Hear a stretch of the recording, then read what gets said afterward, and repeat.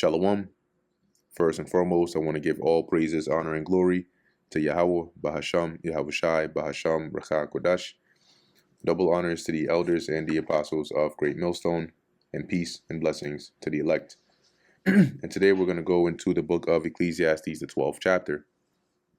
Now, in Ecclesiastes 12, I'd say right around verse 1 down to about verse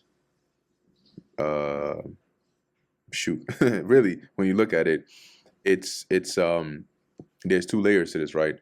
On the one hand, what Solomon is doing is he's describing the evil days or the time of your old age leading up to your death, but he's using the visual of a collapsing society, right, or a society that's being basically is shutting down, okay, to describe that. So you'll see, like, I'll pull up the NLT along the way, but you'll see that there are references to, like, you know, the keepers of the house, right, and so on, as like different parts of your body, because ultimately Solomon ends off explaining that after all this, you know, you start to get weaker and weaker. You start to get, you know, your eyes get dim, your shoulders, you know, slump, your hearing starts to leave, and then eventually you die.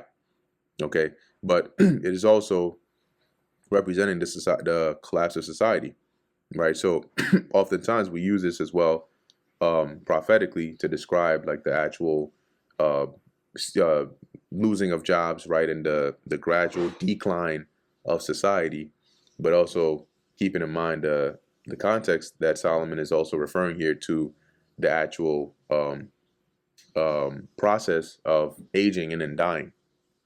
So this is Ecclesiastes chapter 12, verse 1. It says, "Remember now thy creator in the days of thy youth, when the evil days come not," right? Because like when you're a child and you're younger and you have the strength, you're not having to worry about aging, pain, and death, which are likened onto the evil days. "Nor the years draw nigh when thou shalt say, I have no pleasure in them." Okay, and also on the other hand, remembering the Lord, you know, as early as you can before the evil days, which can also represent the time of judgment, comes. All right, and those are going to be times, right, like somebody that is getting old and drawing near to their death. When the Lord brings judgment upon society, those years or that time that draws nigh is not going to be pleasurable to the world or to a lot of people. So let's do this. Let's do this side by side. So it says, can I move this? No, okay. Verse 2, "While the sun or the light or the moon or the stars be not darkened, nor the clouds return after the rain." So it says, remember him before the light of the sun, moon, and stars is dim to your old eyes, and rainy clouds continual, or the rain clouds continually darken your sky. Which, once again, you see how they're tying it to the aging, right? The decaying of your body.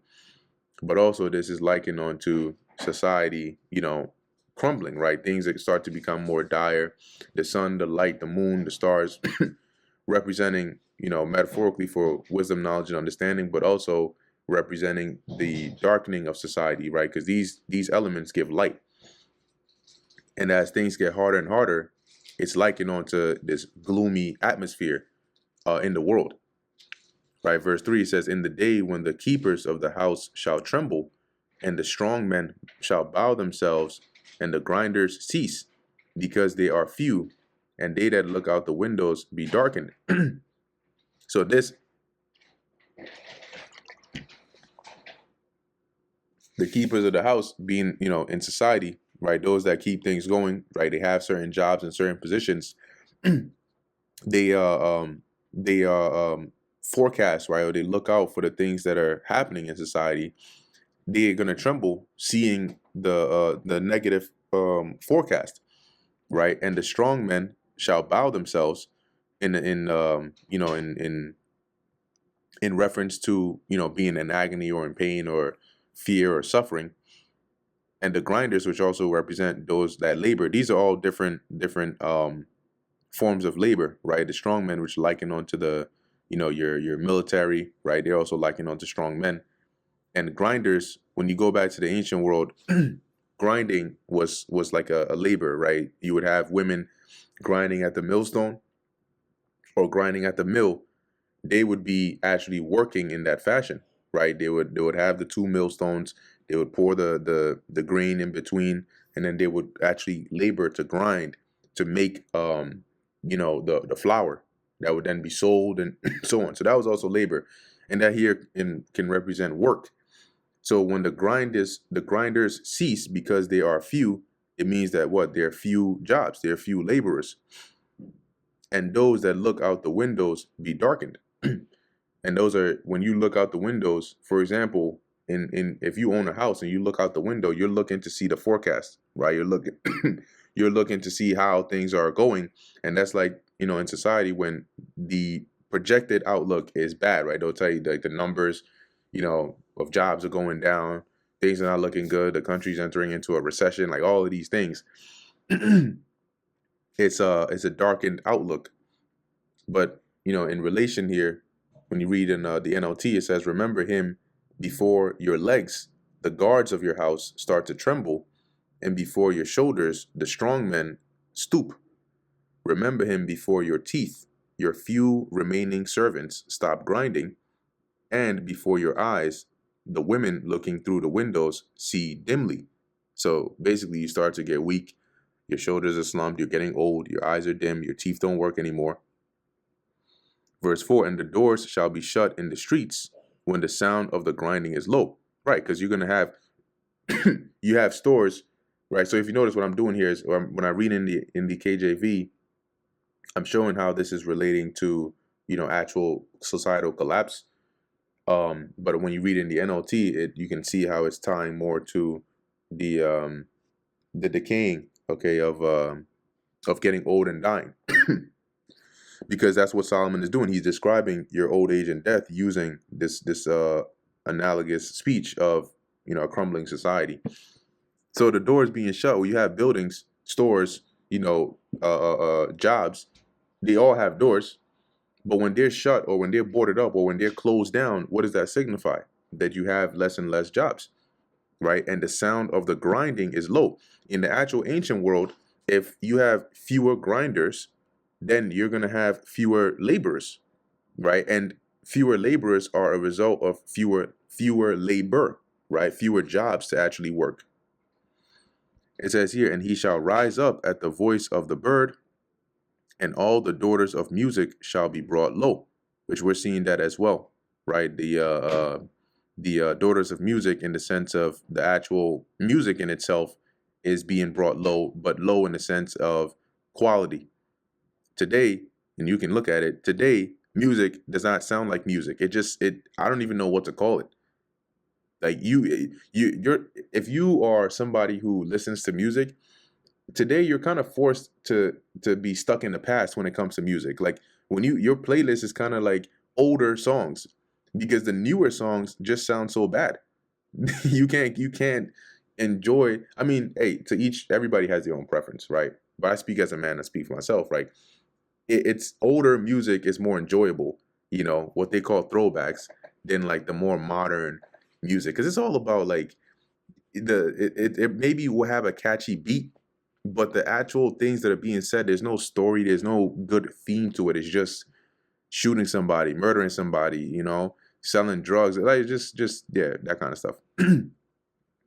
But on the other hand, right, in the NLT, it says, "Remember him before the doors of life's opportunity is closed and the sound of work fades. Now you rise at the first chirping of the birds, but then all their sounds will grow faint.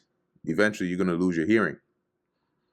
Verse 5, "Also, when they shall be afraid of that which is nigh, and fears shall be," and also actually, I did have a precept here for verse 4. Let's go real quick. I think if you cross-reference it, it might show it. Let me take a look. Yeah.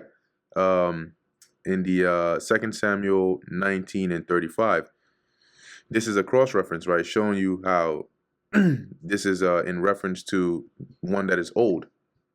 So let me put this away.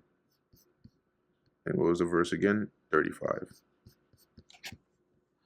So it says here, and Barzillai said unto the king, how long have I to live, that I should go up with the king unto Jerusalem?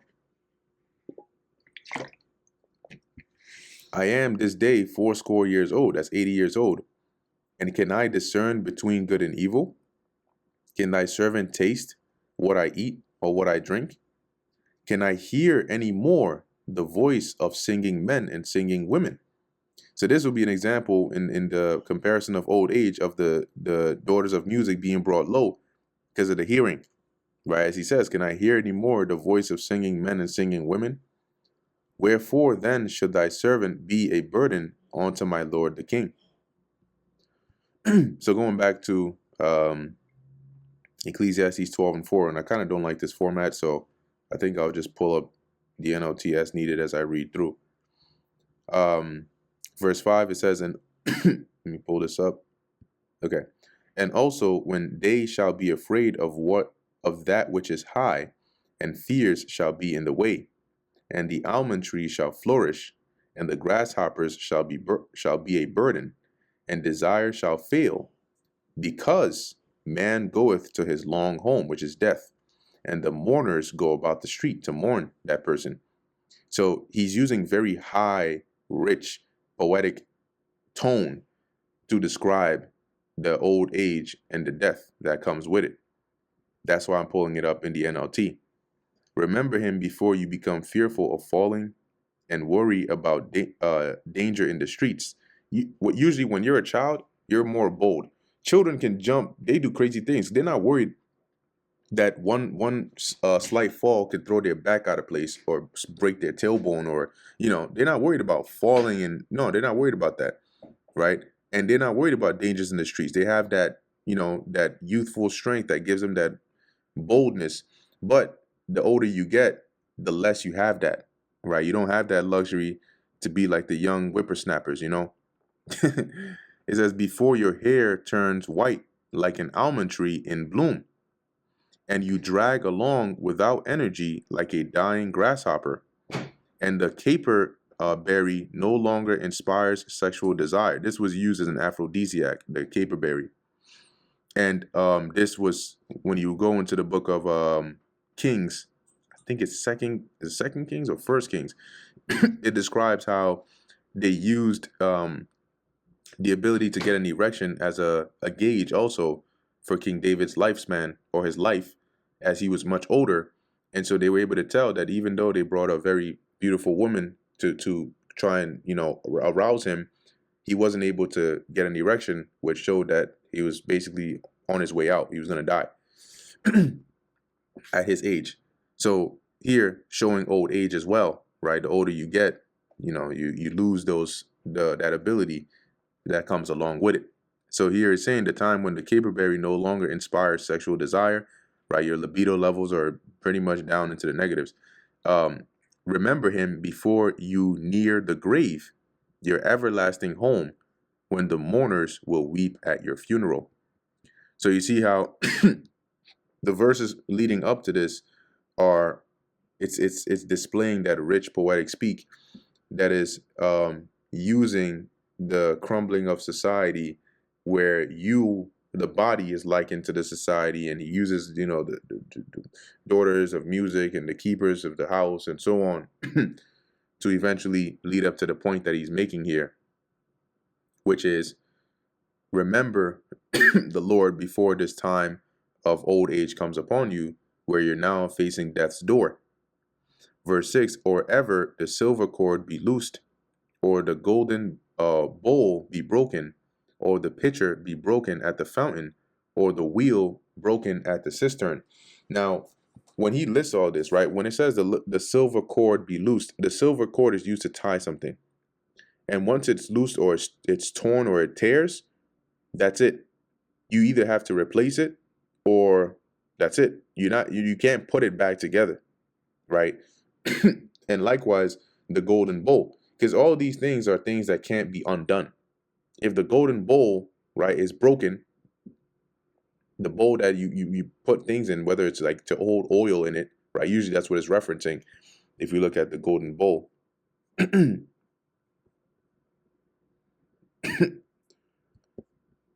So this is the word bowl, right? It says bowl of a lamp, a bowl-shaped portion of capitals or pillars of the temple, but of a lamp. This is like what holds the oil when you have the wick inside of it. Let's see if they also show that on here.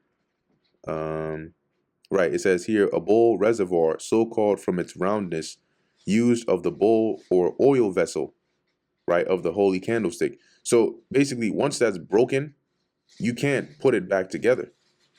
Okay, so these things are, he mentions these things to symbolize, like, these are things that can't be undone once it happens. You either need a new one or you got to replace it.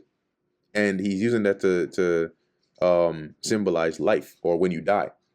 Just like when a silver cord is snapped, you either replace it, get a new one, or you're cooked.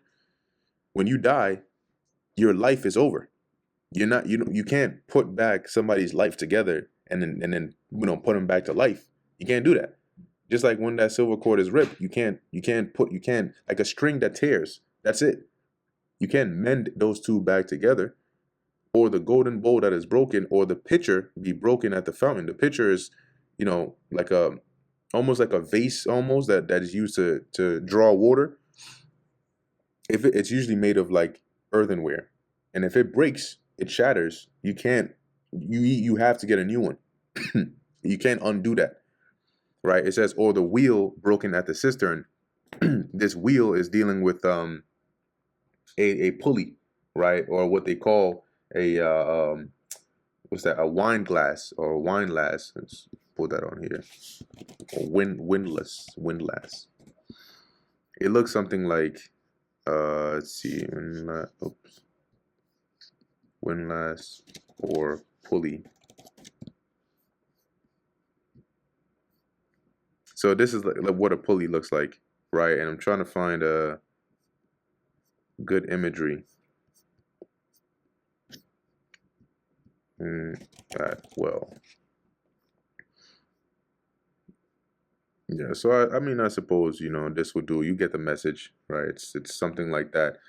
But I want to see if I can get a image of this one.